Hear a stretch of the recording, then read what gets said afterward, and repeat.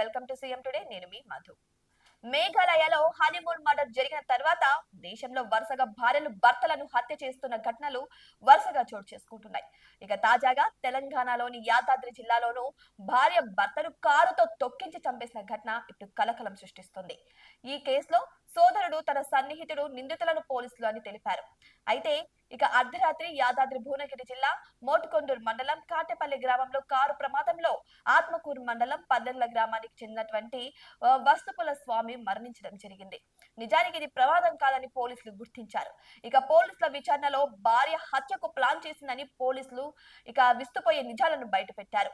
వివాహమై పిల్లలున్న పల్లెల గ్రామానికి చెందిన వస్తుపుల స్వామికి మోత్కూరు మండలం దాచారం గ్రామానికి చెందినటువంటి స్వాతితో వివాహం జరిగింది.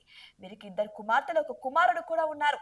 ఇక స్వామి భువనగిరి పట్టణంలోని ఓ ట్రాక్టర్ షోరూమ్ లో మేనేజర్ గా పనిచేస్తుండగా తుర్కపల్లి మండలం పల్లెపహాడ్ కు చెందినటువంటి సాయి కుమార్ తో స్వాతి వివాహేతర సంబంధం ఏర్పరచుకుంది. అయితే తాము కలుసుకోవడానికి అడ్డుగా ఉన్న భర్తను అడ్డు తొలగించాలని ఊహించాడు సాయి. ఇక సాయి తన హత్యకైతే పన్నాగాన్ని పన్నాడు. ఎవరి హత్యకి? స్వామి హత్యకి. ఇక ఒక కారును అద్దెకి తీసుకున్నారు. తన స్నేహితుడు వీరబాబుతో కలిసి భువనగిరిలో పనులు ముగించుకొని అర్ధరాత్రి స్వగ్రామానికి ద్విచక్ర వాహనంపై స్వామి వస్తుండగా ఇక సాయి పన్నాగం స్టార్ట్ చేశారు. ఇక చూసుకుంటే మోత్కూరు ప్రధాన రహదారి కాటపల్లిలోని బ్రిడ్జ్ దాటగానే వెనక నుంచి వేగంగా వచ్చిన ఓ కారు వీరిద్దరు వస్తున్న ద్విచక్ర వాహనాన్ని బలంగా ఢీకొట్టింది. ఇక రోడ్డు ప్రమాదంగా చిత్రీకరించాలని చూశారు. అయితే 50 మీటర్ల దూరం వరకు ఇద్దరిని, అంటే బండి నుంచి పడిన ఇద్దరిని కూడా ఈడ్చుకెళ్లడం జరిగింది. దీంతో వారు అక్కడికక్కడే మృతి చెందడం జరిగింది.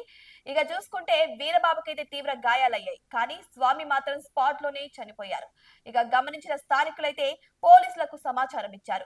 మెరుగైన చికిత్స నిమిత్తం వీరబాబును హైదరాబాద్ లోని గాంధీ ఆసుపత్రికి తరలించడం జరిగింది. ఈ ప్రమాదంపై తమకు అనుమానం ఉందని, స్వామిని భార్య తరపున వారి హత్య చేసి ఉంటారని స్వామి కుటుంబ సభ్యులు ఫిర్యాదు చేశారు.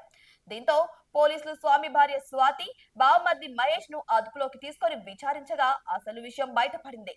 సాయి కుమార్ ఓ కారు అద్దెకు తీసుకొని వచ్చి స్నేహితుడితో కలిసి కారు నడుపుకుంటూ స్వామి ద్విచక్ర వాహనాన్ని బలంగా ఢీకొట్టాడని పోలీసుల విచారణలో వెల్లడైంది. అక్కడే ఉన్న మామిడి తోటలో కారును వదిలేసి పరారైపోయారు. ఇక ప్లాన్ ప్రకారం స్వామి రోడ్డు ప్రమాదంలో మృతి చెందాడని చిత్రీకరించడానికి ప్రయత్నించారని పోలీసులు తెలిపారు. ఇక కేసు నమోదు చేసిన పోలీసులు దర్యాప్తు చేస్తున్నారు. ఈ ఘటనలో స్వాతి, మహేష్ లను పోలీసులు అదుపులోకి తీసుకున్నారు. మిగిలిన నిందితుల కోసం పోలీసులు వెతుకుతున్నారు. ఏదేమైనా సరే, ఇటువంటి అక్రమ సంబంధాల కోసం కట్టుకున్న భర్తని, కడుపున పుట్టిన పిల్లలను హత్య చేసే ఇటువంటి దారుణాలు రోజు రోజుకు ఎక్కువ అవుతూనే ఉన్నాయి. ఇక మరీ దారుణంగా మన తెలుగు రాష్ట్రాల్లో కూడా ఇలాంటి చోటు చేసుకోవడం నిజంగా దౌర్భాగ్యమైన పాననే చెప్పొచ్చు. ఇటు చూసుకుంటే అసలు ఈ అక్రమ సంబంధాల కోసం ఎంతకైనా తెగిస్తున్నారు ప్రస్తుతం మహిళలు. కానీ ఇటువంటి దారుణాలు, ఇటువంటి ఆగడాలు ఆగాలంటే ఎటువంటి ప్రయత్నాలు చేస్తే బెటర్ అంటారు? మరి మీకేమనిపిస్తుంది? మీ అభిప్రాయాన్ని కామెంట్ బాక్స్ లో కామెంట్ రూపంలో తెలియజేయండి. ఇటువంటి మరిన్ని అప్డేట్స్ కోసం మా ఛానల్ ని సబ్స్క్రైబ్ చేసుకోండి.